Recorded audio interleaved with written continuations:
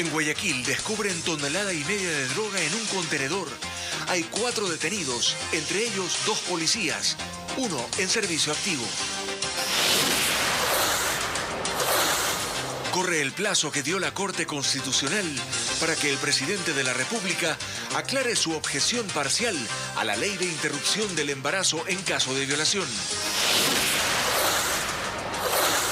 La Asociación de Generales en Servicio Pasivo pide a la Asamblea amnistía para unos 200 policías que están procesados por los enfrentamientos de octubre de 2019. Violento asesinato en el Cantón Milagro. 2 delincuentes ingresaron a una vivienda y fusil en mano mataron a 2 hombres. Hay 3 detenidos.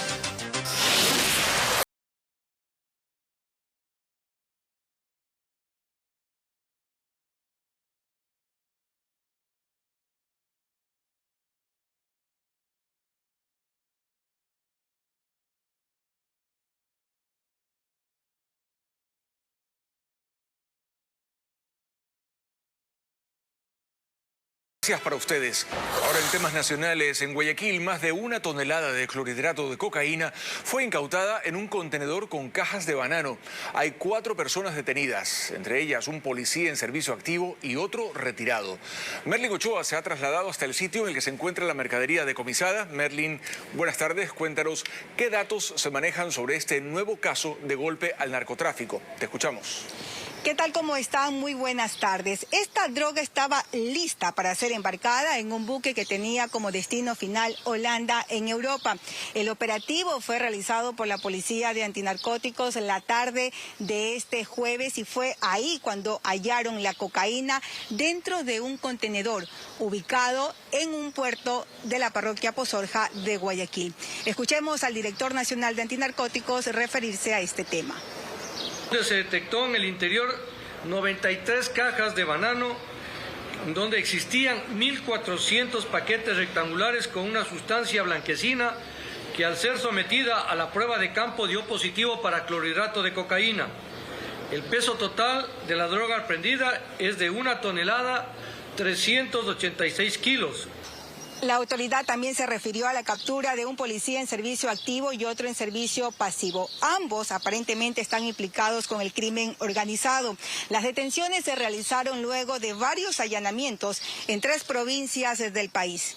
Juan Carlos M.O., lamentablemente servidor policial en servicio activo en el grado de Policía Nacional, que actualmente laboraba en el servicio preventivo en la provincia de Esmeraldas, y que anteriormente, hasta el 3 de mayo del 2021, pertenecía a la Unidad de Investigación de Puertos y Aeropuertos UIPA en la ciudad de Guayaquil. Kevin Adrián Q.L., servidor policial cesado de sus funciones en el grado de Policía Nacional, cesación que se produjo el mes de diciembre del 2021 por no haber dado a conocer la comisión de un delito. Este servidor laboraba en la Unidad de Investigación de Puertos y Aeropuertos Guayaquil. Los detenidos estaban vinculados al envío de 1 tonelada de clorhidrato de cocaína incautadas por la Policía Nacional el 25 de septiembre del 2021 en una terminal portuaria de Guayaquil. Los detenidos están a la espera de la audiencia de formulación de cargos, mientras que el valor de este cargamento supera los 52 millones de dólares en Europa. Es la información. Muy buenas tardes. Gracias, Merlin, por la información. Ahora les contamos que la Asociación de Generales de la Policía en Servicio Pasivo presentó a la Asamblea un pedido para otorgar amnistías a los policías que actuaron durante las protestas de octubre de 2019. Francisco Garcés estuvo en la entrega y nos cuenta qué esperan los uniformados. Miembros de la Asociación de Generales de la Policía en Servicio Pasivo llegaron a la Asamblea a presentar un pedido de amnistías para beneficiar a más de 200 uniformados que enfrentan juicios a causa de su actuación durante las revueltas de octubre del 2019. Y en equidad de condiciones queremos que se nos dé el mismo tratamiento, justamente por las 260 y pico de amnistías que se dio a las personas que también estaban en las mismas condiciones nuestras, pero nosotros en defensa de nuestro pueblo. es que el pasado 10 de marzo la Asamblea aprobó un paquete de 268 amnistías a personas civiles procesadas en 57 casos judiciales. Entre ellas se encontraban decenas de los acusados por los desmanes que se produjeron en la revuelta de octubre de ese año. Hoy hemos pedido una amnistía en forma general para todo el personal policial, tanto los que están en servicio activo como los que estamos en servicio pasivo. Los generales buscan también que la amnistía se extienda a policías que aún no están acusados, pero sobre los que sí existen investigaciones en marcha.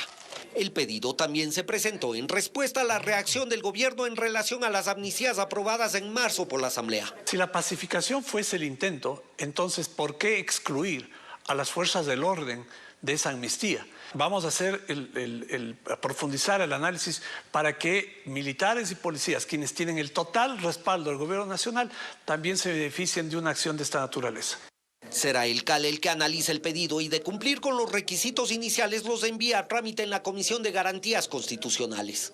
Las protestas entre el 3 y el 14 de octubre del 2019 dejaron un saldo de 8 muertos y un total de 821 millones de dólares en pérdidas para el país.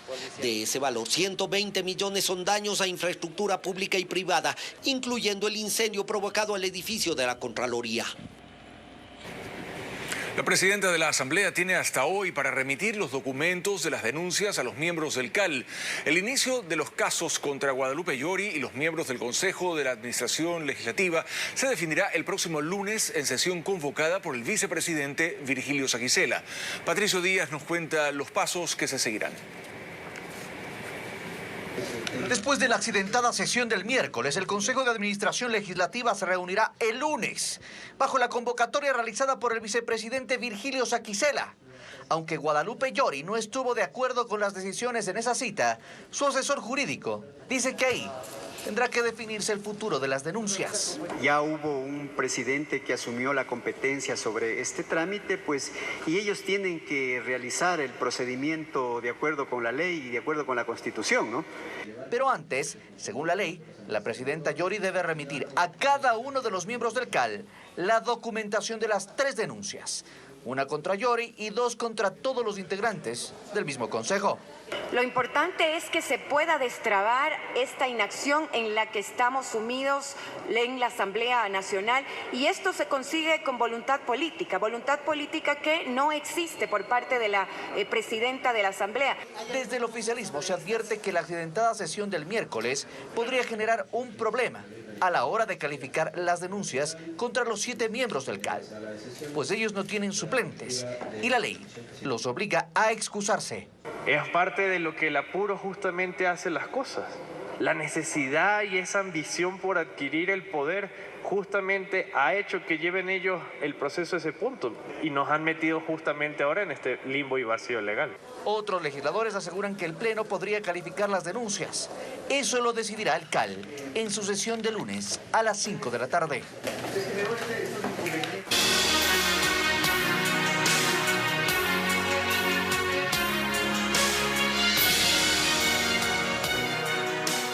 A la espera de audiencia de calificación de flagrancia contra 5 detenidos en el estacionamiento del Ministerio de Defensa este jueves, la cartera de Estado confirmó que en ese lugar se encontraba alias Don Nasa, procesado por supuesta captación de dinero, pero que pese a la presencia militar escapó.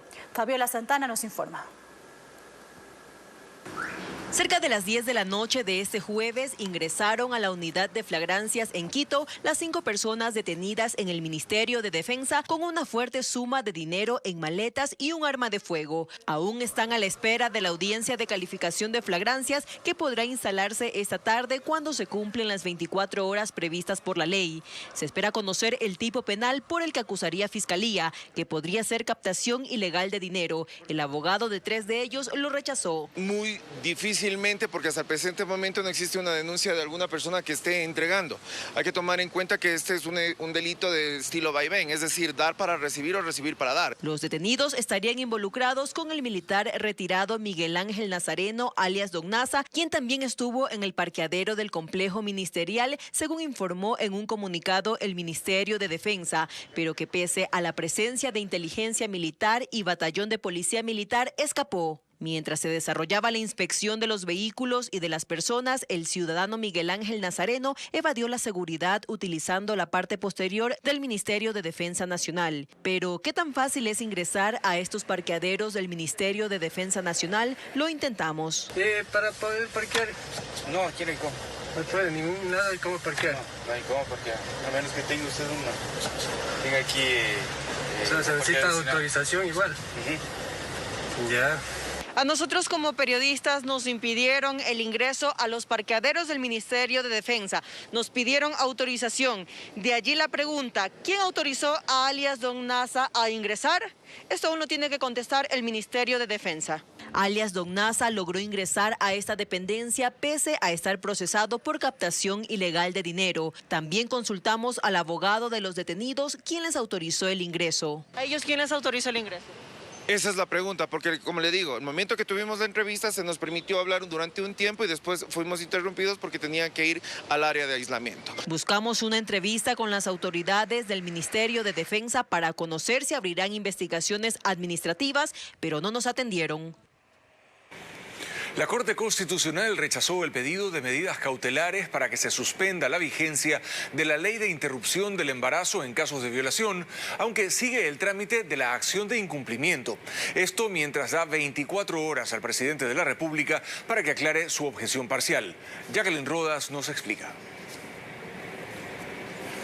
La próxima semana se cumplen los 30 días para que entre en vigencia la Ley de Interrupción Voluntaria del Embarazo en casos de violación, con los cambios que hizo el presidente Guillermo Lasso, si antes no se pronuncia el legislativo. Pero la Asamblea Nacional decidió enviar el veto parcial del primer mandatario a la Corte Constitucional. Por sorteo lo conoce la jueza Carla Andrade, quien este jueves dispuso: notifíquese al presidente de la República a fin de que determine y especifique si el veto presidencial remitido a la Asamblea Nacional es por inconstitucionalidad, para lo cual se otorga el plazo de 24 horas. La experta en Derecho Legislativo Livia Rivas cree que las intenciones de la Asamblea no van a prosperar y finalmente la ley se publicará. No hay opción alguna y creo que varios advertimos que esto iba a pasar si la Asamblea Nacional no asumía su responsabilidad allanándose o ratificando. Todo, absolutamente todo lo señalado por el presidente de la República en su objeción entrará por el Ministerio de la Ley. Paralelamente, la Corte Constitucional conoce la acción de incumplimiento presentada por organizaciones de mujeres que consideran que el veto del primer mandatario violenta a las víctimas y es contrario a la sentencia que despenaliza el aborto por violación. El trámite está en curso en el despacho del juez Joel Escudero, pero el Pleno de la Corte no dio paso al pedido inicial de las demandantes para que se devuelva el veto al presidente y se suspendan los plazos. La Corte decidió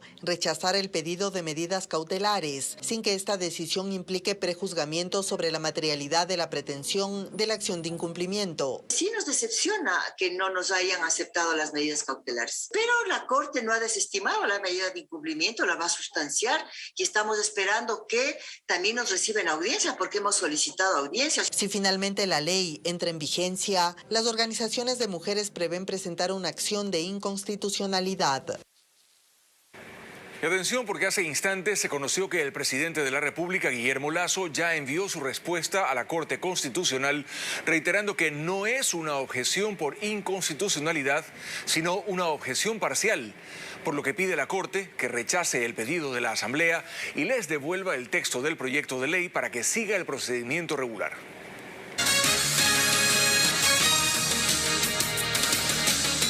Seguimos con más información. 3 personas fueron detenidas por la policía esta madrugada en el Cantón Milagro, provincia del Guayas. Los sujetos estarían implicados en el doble crimen registrado la tarde de ayer dentro de una vivienda. Unos videos de cámaras de seguridad fueron clave para la captura. A continuación, las imágenes. No lograron escapar. La policía capturó a 3 involucrados en el doble crimen ocurrido en Milagro a las 17 horas de este jueves. El video de las cámaras de seguridad ayudó a la aprehensión de los implicados, quienes, para cometer los asesinatos, ingresaron a la vivienda muy ágilmente.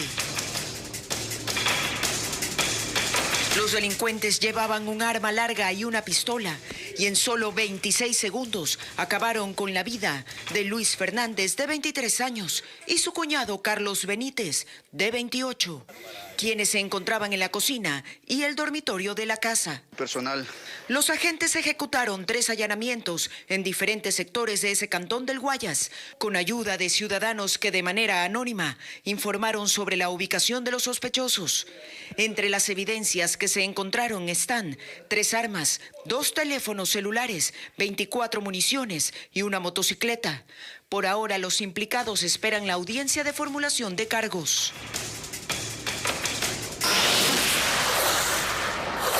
Autoridades de salud responden a los productores y a los laboratorios sobre el proceso de externalización de farmacias para abastecer a los hospitales públicos. Según la ministra Jimena Garzón, el gremio sí fue incluido en este sistema que se aplicará en los próximos días. Bessie Granja con el informe. Fue durante una visita al Hospital Guasmo Sur de Guayaquil donde la ministra Jimena Garzón respondió a los laboratorios farmacéuticos sobre la supuesta no inclusión de estos gremios en el sistema de externalización de farmacias. Los productores se quejaron por la falta de transparencia, según dicen, de este plan. Nosotros incluso tenemos registros de las reuniones que hemos tenido con los representantes de los productores farmacéuticos nacionales, IFI, ALFE y ALAFAR. Ya fue presentado a ellos el 14 de febrero, sin embargo ellos dicen que no se les ha presentado. Les hemos dado todos los detalles de cómo va a funcionar. La funcionaria aseguró que actualmente 4 cadenas de farmacias están siendo certificadas y en los próximos días se conocerá cuáles serán incluidas.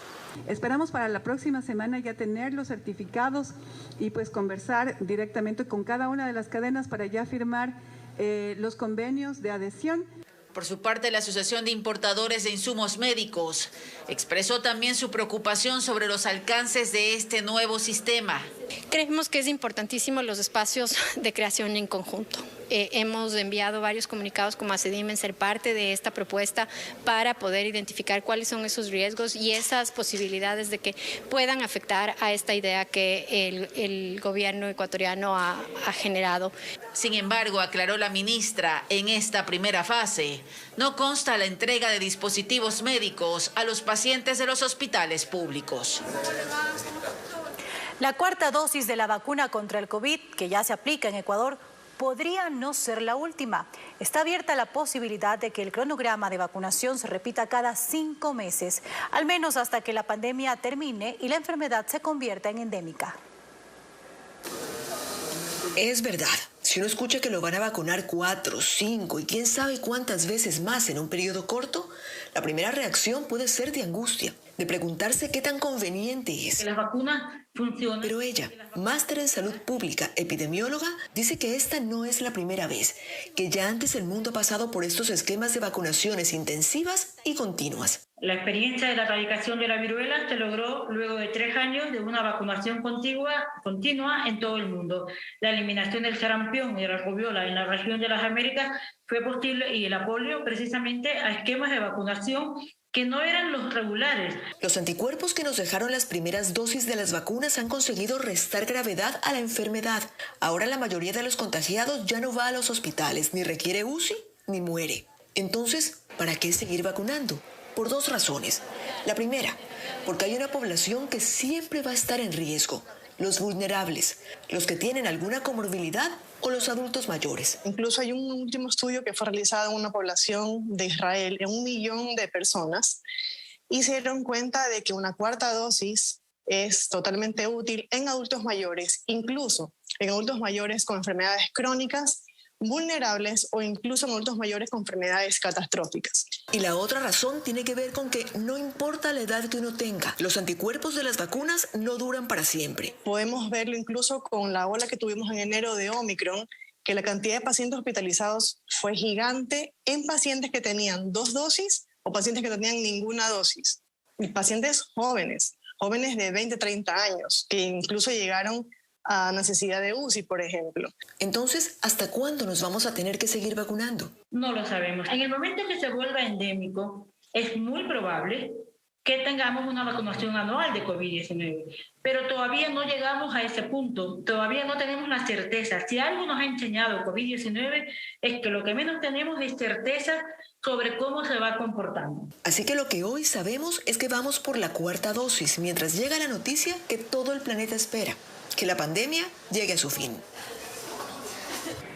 En el cantón General Villamil, Playas, de la provincia del Guayas, la policía busca a la madre y a otros familiares de una bebé de 5 días de nacida.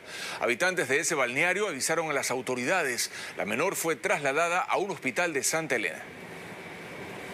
En esta caja de cartón fue hallada la menor, luego que varios habitantes de Playas, que residen frente al malecón de ese cantón de Guayas, escucharon el llanto de la bebé la noche del miércoles. Tras la alerta, personal de DINAPEN acudió al sitio y trasladó a la menor a una casa asistencial para verificar su estado de salud. Se le ha hecho valoraciones médicas, se le ha hecho las valoraciones médicas respectivas. El señor galeno de turno nos indica que esté estable. Luego del hallazgo, la policía activó un operativo para tratar de identificar a la madre de la bebé, quien la habría abandonado con solo 5 días de nacida. Y estamos articulando con las demás instituciones vinculantes a la restitución de derechos de niños y adolescentes con el objetivo de buscar una casa de acogimiento institucional en primera instancia para que el niño esté en un lugar adecuado. La tarde de este jueves, la menor fue trasladada a un hospital de la provincia de Santa Elena para practicarle nuevos exámenes hasta reunirla con sus familiares. Gracias por seguir en nuestra sintonía. Continuamos informando. 2 asesinatos se registraron la tarde y noche del jueves en Guayaquil. Se trata de crímenes selectivos. Una mujer de 26 años y un hombre de 50 años fueron las víctimas. A continuación, la crónica. Los crímenes no cesan en Guayaquil. En esta ocasión, una mujer de 26 años fue asesinada a tiros al pie de su casa. Ocurrió en el sur de la ciudad. Los sicarios simularon estar interesados en alquilar habitaciones que la víctima ofertaba en su inmueble. La propietaria baja y es así que los victimarios proceden a generar unos impactos de arma de fuego. En lo que va del año han asesinado a 21 mujeres en Guayaquil, Durán y San Borondón. Según las investigaciones policiales, 8 de ellas habrían estado involucradas con el crimen organizado. La joven que murió ayer no tenía antecedentes penales, pero denunció ante la fiscalía haber recibido amenazas. Deja a 3 menores en la orfandad. Estaban con unos 3 hijos que al momento están siendo por unos vecinos cuidados. En la noche hubo un nuevo crimen, ocurrió en Las Orquídeas, al norte de Guayaquil. La víctima había llegado en una moto a un restaurante para observar un partido de fútbol. Después de unos minutos llegó un sicario y le quitó la vida. El cuerpo quedó en medio de unas jardineras. Escuché los disparos, la gente corría por aquí como loca. Tiraban corriendo para acá todos lados. Y después ahí nos mataron a uno, mataron a uno. Ahí en el Viseño. Estaban viendo el fútbol. Había hartísima gente amontonada ahí. A la emergencia acudieron agentes quienes identificaron al occiso como Jofre Farfán, de 50 años. Según la policía, registra 2 antecedentes penales. En el sitio, personal de criminalística recogió indicios que permitirán iniciar la investigación de rigor.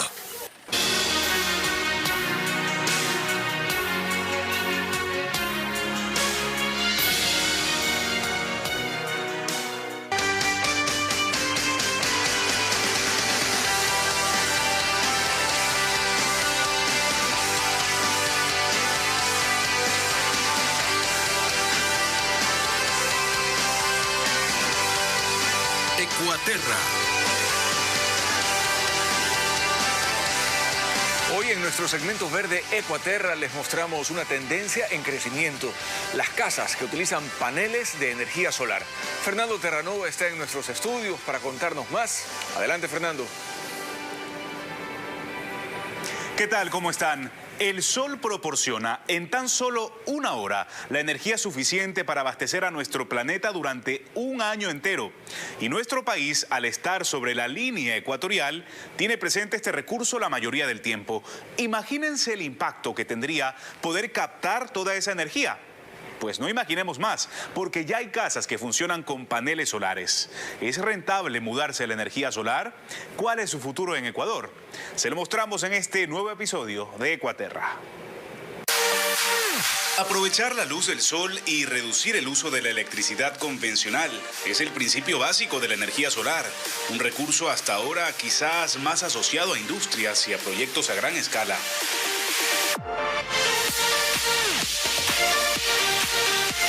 Pero hay una corriente que cobra cada vez más fuerza en nuestro país. Casas que funcionan con este tipo de energía renovable. Ahora mismo estamos no en el campo, no fuera de la ciudad, estamos en el techo de una casa donde se han instalado estos paneles solares. ¿Cuántos hay aquí? Aquí hay 14 paneles solares, un sistema fotovoltaico, ¿sí? Es como un equipo. Tenemos los herrajes, que son los encargados de sostener los paneles solares. Eso es lo que está debajo. Sí, correcto. Son las estructuras metálicas las cuales hacen de soporte para los paneles. Posteriormente tenemos los paneles solares que se encargan de receptar la radiación solar para transformarla en energía, en corriente continua. Entonces, esta corriente continua, a través de un sistema de cableado, lo llevamos a un tercer equipo, que se llama el inversor solar o inversor fotovoltaico. Este invierte la energía a corriente alterna, que es la cual necesitamos en nuestras casas, en nuestras industrias, para ser utilizada, ¿no? Eso quiere decir que de toda la energía que consume la casa puede ser que se use mayormente energía solar y en menor medida energía eléctrica. Correcto, esa es la idea de un proyecto fotovoltaico. Okay. Ahora mismo el día quizá está un poco nublado. ¿Igual está generando electricidad? Estamos generando todos los días desde que comienza el primer rayo de sol. ¿Y qué pasa cuando llueve? La lluvia es una limpieza gratuita, siempre lo decimos así, ¿no? Vamos a ser sinceros, la energía solar puede suponer una inversión inicial en su construcción e instalación, pero se amortiza en poco tiempo gracias al ahorro en electricidad. Por ejemplo, una casa que paga $500 de luz al mes, al año termina pagando $6,000. Con la integración de un sistema fotovoltaico de 5 kilovatios, con una inversión de aproximadamente $7,000, podría reducir la facturación de luz a la mitad, pagando $250 mensuales y $3,000 al año, un ahorro de la mitad. ¿Quién mejor que el dueño de la casa sobre la que grabamos el reportaje para darnos su evaluación de esta energía limpia? Aparte esto de ser amigable con el medio ambiente, era también un buen negocio. En realidad aquí pagábamos promedio $500 y hoy día estamos pagando $300 más o menos. Esto me economizó un 35%. Uno puede llevar el registro en el mismo celular y aquí va mostrando efectivamente cómo va subiendo la energía en el día. Aquí va llegando al pic. Los pics obviamente que son más o menos entre las 13, 14, 15 horas más o menos. Pero uno tiene el control de todo en este lugar, o sea, es muy bueno. ¿Cuál es el futuro de la energía solar en el país? Creo que Ecuador puede ser un protagonista histórico de la transición energética. Ecuador es un país privilegiado. Tenemos energía solar, tenemos energía hídrica, tenemos puntos importantes de microclima para tener energía eólica y podemos trabajar geotermia de baja o alta temperatura en cualquier parte del país. Es importante en el Ecuador trabajar en procesos de capacitación, formalización y sociabilización de conocimiento. El conocimiento en que el ecuatoriano tiene que conocer el recurso solar envidiable que tenemos en este país. 365 días de sol, no como los países nórdicos que tienen estaciones marcadas como invierno, verano, son estaciones muy diferentes. Acá hace solazo todo el año. Acá hace solazo todo el año. De pronto implementar la energía solar en planes habitacionales, urbanizaciones, ciudadelas. Correcto. Ese es el futuro. Así es, Fernando, es el hoy. Es el hoy, el futuro para nuestros abuelos.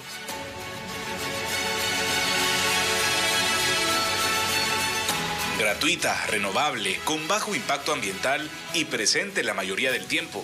Argumentos que apuntalan a la energía solar como el ahora del planeta.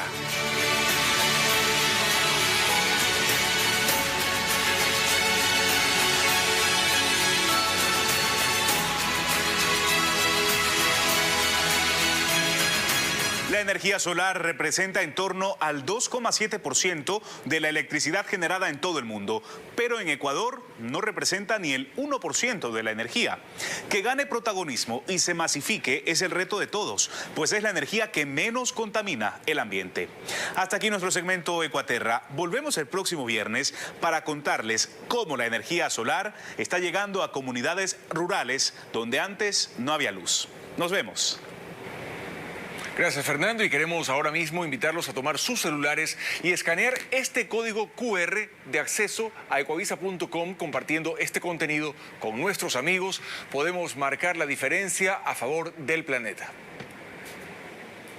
Autoridades piden evitar el uso de la hoja de palma de cera durante las celebraciones del Domingo de Ramos. Esta planta sirve de alimento y hogar para especies en peligro de extinción. Veamos. Con el tema tradición y conservación van de la mano. El Ministerio de Ambiente busca evitar el uso de la palma de cera durante la celebración católica del Domingo de Ramos. La importancia ecológica que tienen esta es porque sirven de hogar, proveen alimento y sobre todo tienen una dinámica que nos ayuda a la salud ecosistémica. Y es que la elaboración de ramos con esta especie nativa es parte del tradicional Domingo de Ramos en la fe católica. También la palma es el signo de la victoria. Y cuando Cristo entra en Jerusalén, en donde había sido para él prohibido por tantas cosas, por tanta oposición que tenía, él es aclamado por el pueblo. Sin embargo, tanto la iglesia como autoridades impulsan la elaboración de estos ramos, pero con materiales alternativos. Provenientes de plantas como la totora, el laurel, el maíz, el cixe, la paja, el trigo, la cebada, el romero, el arrayán, entre otros. Asimismo, dieron a conocer que están realizando controles en diferentes sectores para evitar su comercialización. Que puede ser 1 año a 3 años de prisión.